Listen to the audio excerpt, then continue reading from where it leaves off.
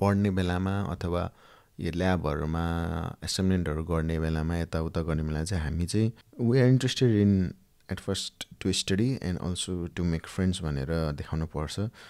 किनभने मैले थुप्रै ठाउँमा देखेको छु होइन, मेरो वरिपरि पढ्ने बेलामा चाहिँ के थियो भने कति धेरै नेपालीहरू चाहिँ होइन, they were trying to be frank in everything but they were not showing importance to study के होइन। अब लाइक हामी त यहाँ काम गर्न आएको या पैसा कमाउन आएको भन्ने तरिकाको कुरा गर्ने, जुन चाहिँ मलाई चाहिँ खासै मन परेको थिएन। किनभने हामी फर्स्ट अफ अल या अल्टिमेटली लाइफमा सबैले पैसा कमाउने नै भनेर आएको छ, अस्ट्रेलिया आएको छ abroad, but we also need to show respect to what subject you are studying होइन।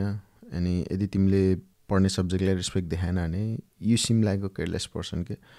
सो त्यही भएर you still need to show that you want to study होइन।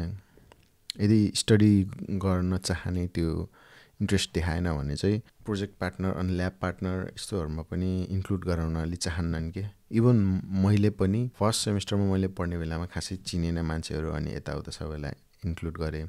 अनि त्यसपछि थाहा भयो कि कसले काम गर्छ कसले काम गर्दैन, कसले डेडिकेसन देखाउँछ। अनि त्यस कारण चाहिँ मैले सेकेन्ड सेमिस्टरमा मैले अब ल्याबहरू अनि यो प्रोजेक्ट वर्क गर्ने बेला त्यही अनुसार सेलेक्टेड भएर नै मैले गरेँ कि। फर्स्ट सेमिस्टरमा मैले चाहिँ त्यही भएर धोका पनि खाएको थिएँ, अनि वान अफ द सब्जेक्टमा चाहिँ नियरली फेल पनि भएको थिएँ, प्रोजेक्ट पार्टनरहरू अलिक राम्रो नपरेको भएर। अनि त्यसपछि चाहिँ अनि मैले सेकेन्ड सेमिस्टर पछि चाहिँ मैले एकदम चुजी भएर गरेँ, अनि जसले गर्दाखेरि मलाई कहिले पनि प्रब्लम परेन।